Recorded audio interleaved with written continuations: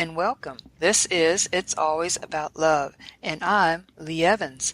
I'm here with psychotherapist Lynn Lara. Lynn has been in private practice for many years, and today she brings all of that experience and wisdom to help you. We are here to answer your relationship questions. It's our desire to help you and make what you learn from our podcast usable in your life right now. Do you have something that you'd like to ask, a comment, a concern? Send it to our email at its@gmail.com.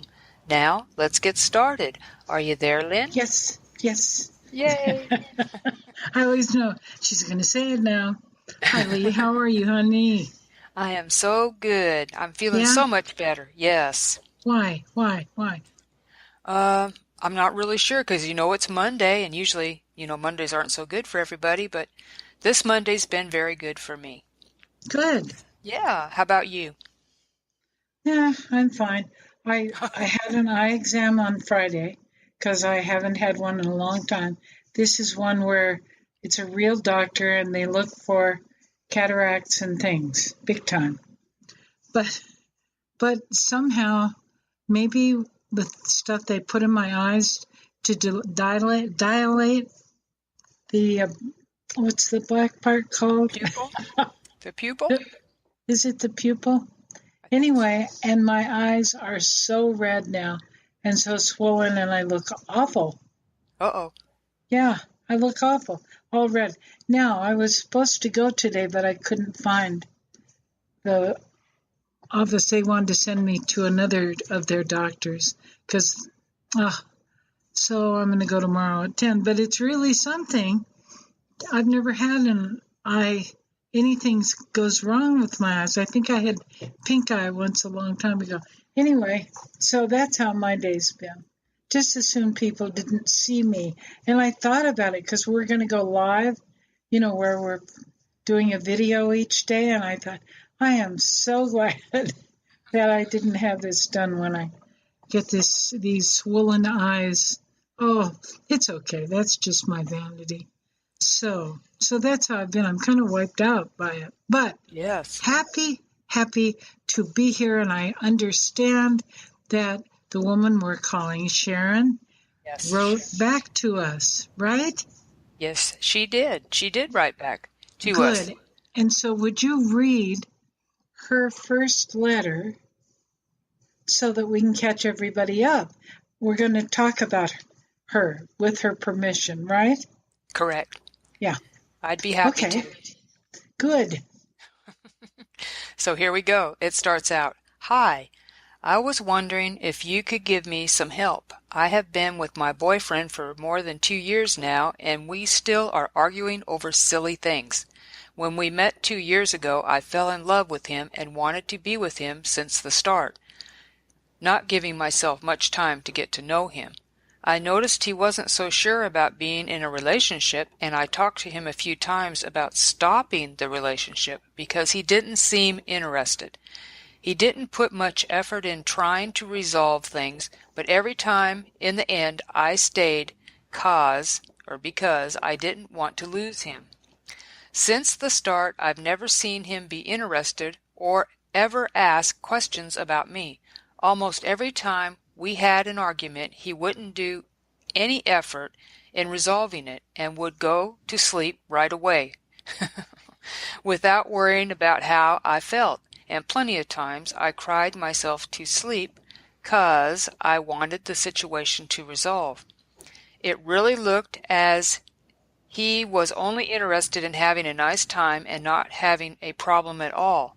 Also, he is still married. He's been separated more than 3 years, but again, he never made an effort to get divorced and has 2 children. I really don't know what to do. Is it me, just that I don't love myself, or is the relationship which should I end? Okay, Okay, help please. There you go. That's the first letter. Okay, and I have the second letter. And I'm going to read the second letter, okay? Okay. Right? Isn't that Yes. Okay, here we go. Hi, Lynn and Lee.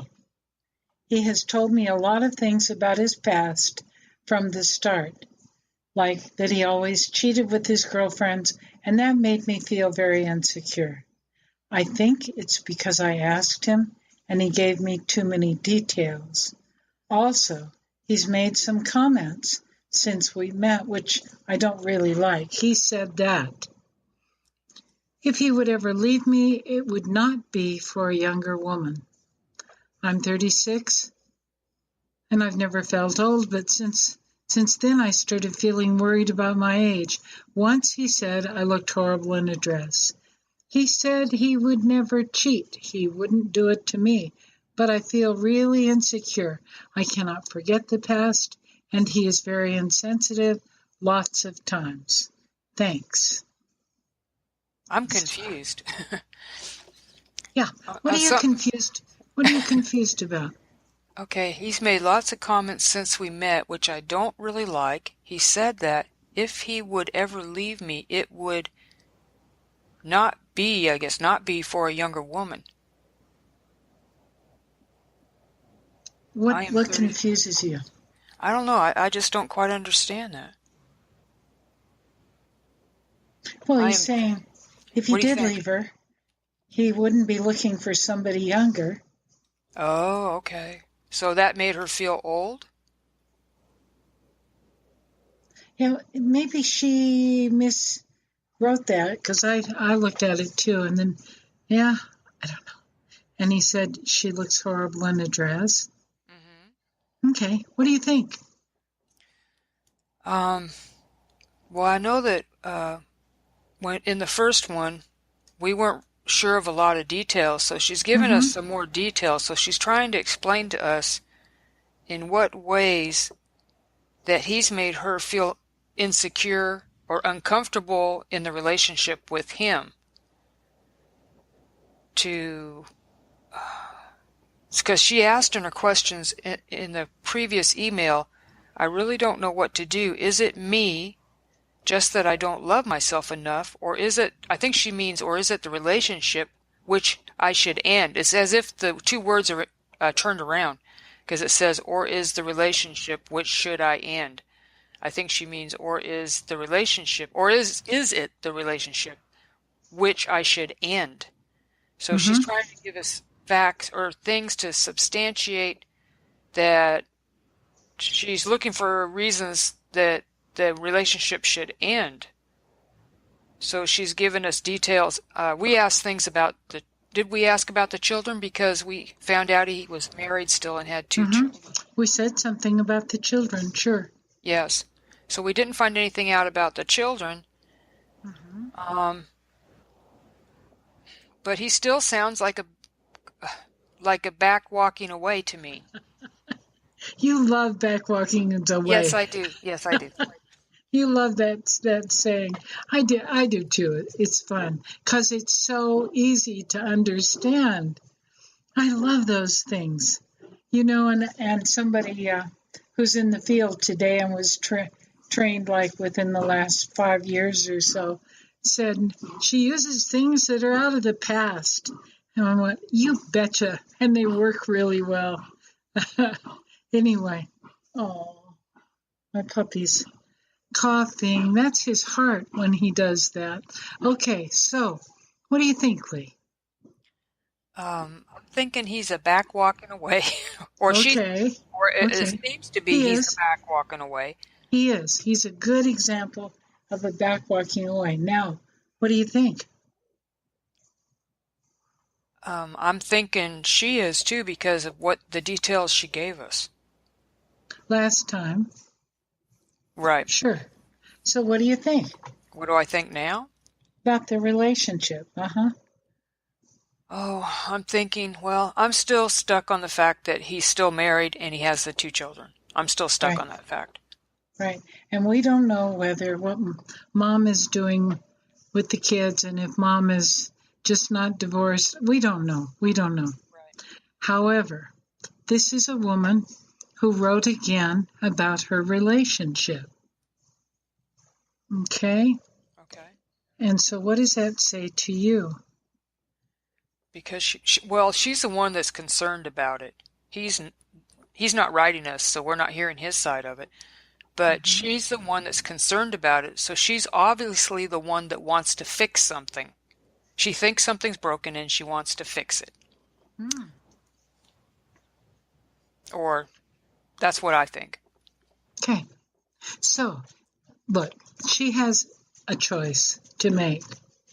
She gets to, oh, sweetheart, oh, baby, I'm sorry, he's just going to cough. He can't help himself. And he's deaf, so if I say, go in the other room, he wouldn't be able to hear me. So, And you didn't tell our listeners he's blind or going yeah. blind also. Well, yeah, went to the pound and or the dog shelter or whatever and wanted to get a dog that nobody else would have adopted. And so he's a sweetheart. And he's so much happier now that I got this little female dog. And I'm happier with this female dog too. Anyway, because she's so cute. Anyway, look at this woman is in the relationship. She's been in it for a while. She is not asking appropriate questions. Sharon, right? Correct. Sharon's not asking. She's asking us, but she's still not asking him. And he makes her feel, okay, she feels insecure. She needs to know. He said it would not be for a younger woman. Well, maybe that is what she meant. It would not be. If he ever left, it wouldn't be because he was looking for somebody younger. But she felt insecure after that. She needs to decide, and if she is, decide whether she wants to stay or not. Because in actuality, she now is the other woman that she talks about. But he wouldn't do it to me. Right. Yeah. But in effect, he is doing it to his wife. Right. They've been together, 2 or 3 years? Yes, I think 2 years. She gets to decide if, in fact, she wants to be with him. And the fact that she's not saying anything means that she's too afraid of what the answer will be. Oh, you're saying she's too afraid to ask him. Sure, because she's afraid of what the answer will be. Okay. He's real out front with her, but this is the man that she has decided to be in a relationship with. Yes. Sharon, what I want to know is if you've been with other men like this who really are not available to you. And if that's so, listen, we worked last Friday with the inner child, honey, because what that's about is the fact that inside you're scared and you have a little girl inside of you that's scared of being rejected, but picks men and maybe her daddy, wasn't really there for her either. So she's trying to solve that. Do you understand what I'm saying, Lee? I do. And you said, okay, the little girl inside is afraid of being rejected. Right. And so but you're asking him, right? But she picks men who are going to reject her, and that are unavailable. Mm-hmm. Right. Would someone also do the same thing? A woman, okay, since we're using Sharon, a woman, if they've been abused as a young child, oh gosh, yeah, would they also do this? Pick people that were not available to them? Yeah. Okay. And it's very sad. Yes, it is. But what's happening is, and that's why the healing of the inner child, Sharon, but not just you, everybody. The healing of the inner child is so very important. I'm thinking about a woman right now. When I was at the university I was at, we had a woman who worked there, pretty. She was so pretty. But when she talked, and her style of dress was very little girlish. When she talked, she said, "Oh, that must be really hard for you. Oh, I feel so sorry for you." Do you hear me being young, sounding like a child when I'm telling somebody else that I care about them and whatever you know what I'm saying? Was that clear? Yes. Okay. What happened? And I wondered, what happened to her that she stayed stuck being so young acting when she wasn't? She was 30, in her 30s when I met her. And she dressed very young, and she would stand with her toes pointed toward each other, very little girlish. And as things went on, what I discovered, because she shared it, was that she had been abused sexually when she was 5 or 6 years old. So after 5 or 6, before 5 or 6, life was happy. After 5 or 6 years old, life was never happy again, not that way. She never trusted again. And she was stuck in the spot of being a little girl.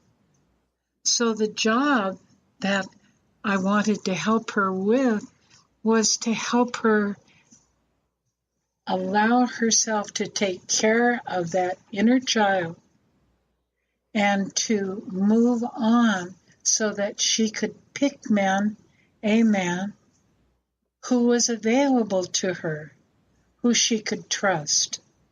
And so what she needed to do was to take that little girl that was inside of her and begin to talk to her and tell her, "Honey, I will keep you safe. What happened to you was wrong and bad, but we don't want it to ruin your whole life for the rest of your life. Let me be the one who takes care and makes you safe and takes good care of you. I will, my sweetheart." And so she talked to her inner child that way. She began to act like a woman who was in her 30s. And Wow. she had to buy some new clothes. Oh, Oh, it yes. was a beautiful thing to watch. It really was, and that's one of the good parts, only one of them, of healing the inner child. So Sharon, for you, maybe, I don't know what happened in your past, but you're stuck choosing men who really aren't available to you. Sharon, what I want you to do, and all of you, it won't hurt you. Do it where nobody can see you. And, I had these great big men at Soledad Prison doing the same work because they have little boys inside themselves. And they would be sitting there talking and saying,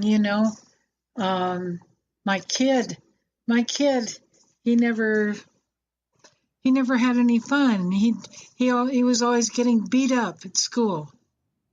So what he needed to do was tell the kid inside of him that he would begin to protect that child and that he loved that child and that it wasn't fair what had happened to him. And those guys no longer had a need to be the president of the Hells Angels or the Black Panthers or the Mexican Mafia or anything else. I got all the leaders of the prison. And they didn't have to do that anymore. To be a tough guy. That was their inner little child, their inner boy, trying to redo a little kid who used to get beat up on the playground, at school, at the playground. How sad, how sad. And look how that ends up for them. They end up in prison for one thing. I love those guys. I know they did bad things. They did, and they hurt other people, but I sure did. How could you not listen to someone who's been so damaged and not care about them when it turns out that all they're doing is trying to turn around what it was like for them getting beat up at school when they were a little kid. And the same thing in a different, because this is a girl, that's a boy. Same thing.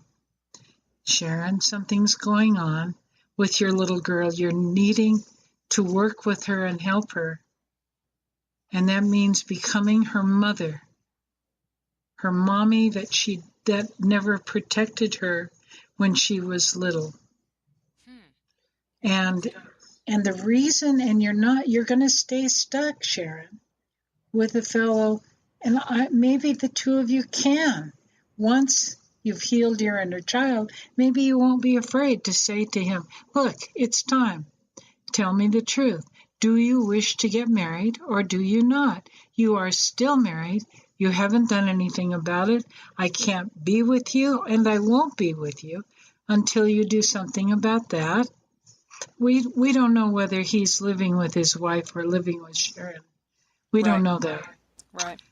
So she's left a lot of things out, but it's omission for a reason. Oh. And it's okay. I mean, Sharon, that would be hard for Sharon to say, I did that once. I'm thinking about myself. But I didn't know because the woman he was involved with worked all night long. So, Yes, I have to agree. I accidentally fell into something like that too. Had no idea until the wife somehow got my number and called me on the phone. Yeah. I'm sorry. I'm laughing because I went through the same thing. Man. Because we wouldn't do that. Right. Would not do it. And yet, Lee, was there any part of you that knew deep down that he really was not available to you? No, there was no indication at all. Okay. I mean, there was no indication. Yeah. I mean, that's why I was so, I don't know what you'd say it. I was like Twilight Zone when it happened. I didn't know whether to believe her I'm not or laughing. not. I am laughing though, but only because of discovery. Yeah. Yeah. Yeah. Yeah, they're good at it. And they're good. Sharon, look at, you're listening to Lee and I say, I've been there, done that, honey. But if you'll just heal your inner child, you'll be more capable of saying to him, what's up? What's up? Tell me. So, in my own case, I'm just going to say this.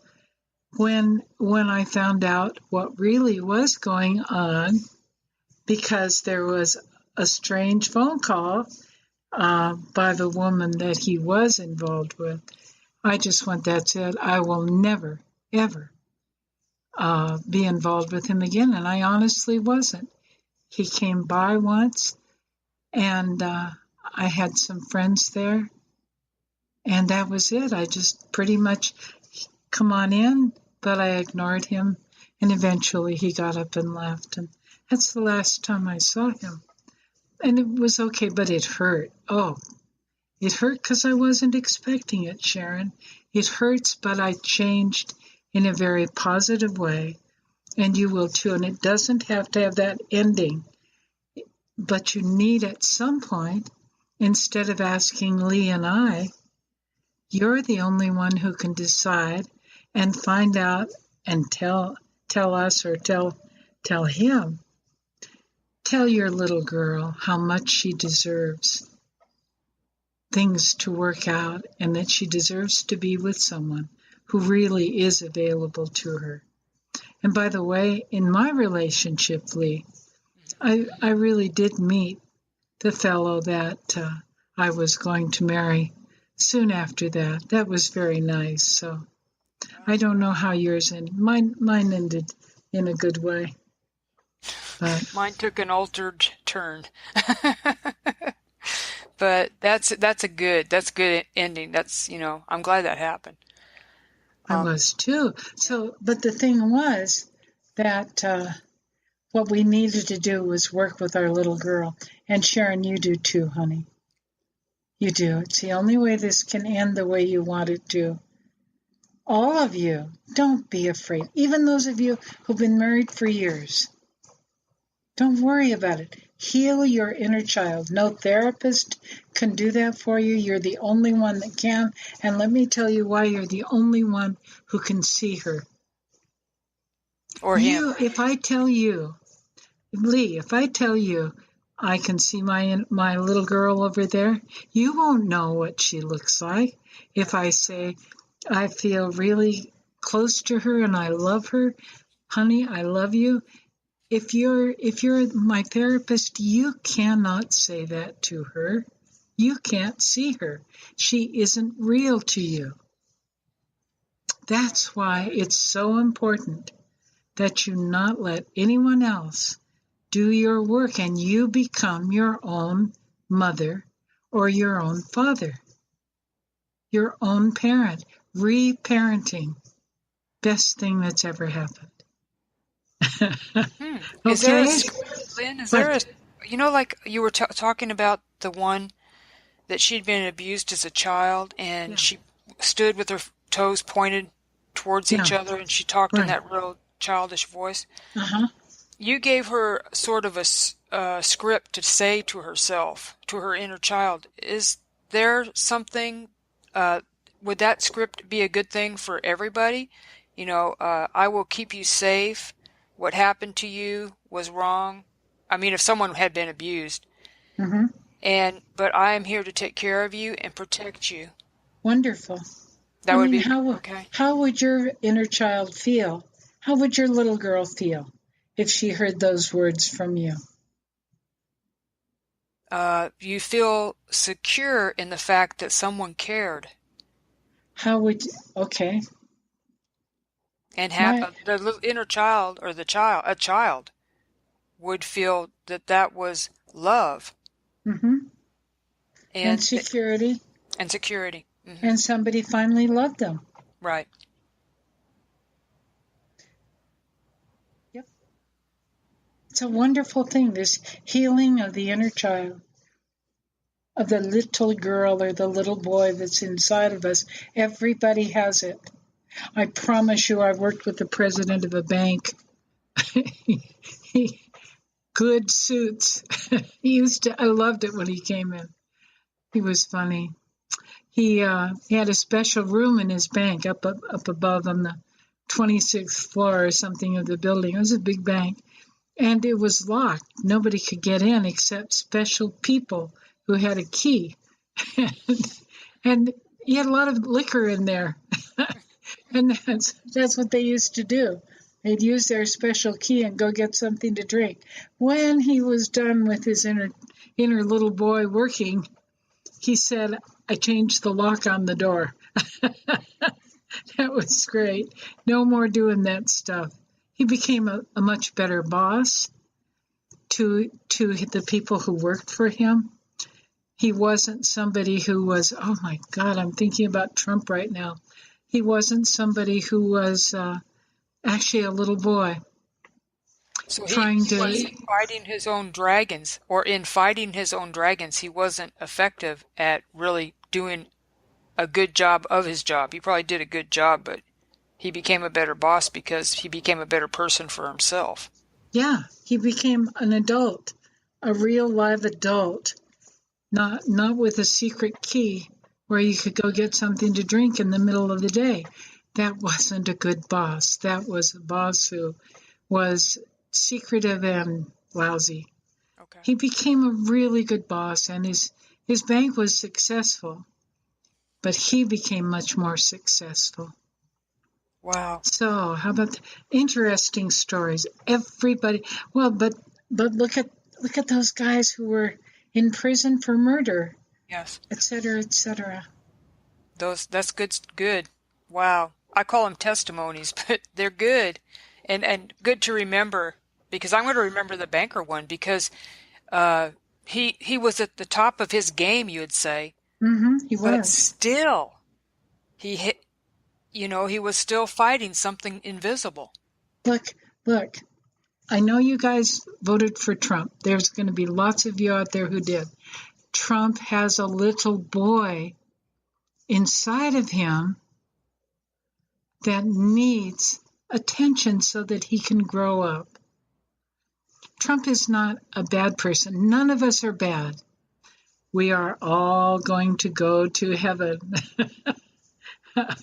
Did you see that in that video that I sent you the link to? Yes. We are all. We really are. We're not bad people. We're just people who've been hurt, and we're trying to get it right. But we're here to learn to love. It's so simple.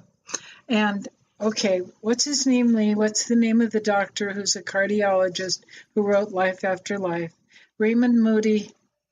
Dr. Raymond Moody. Right. Life After Life is a good book. I had an out-of-body experience about 3 years exactly, before Dr. Moody's first book came out, and it was called Life After Life. Fascinating book.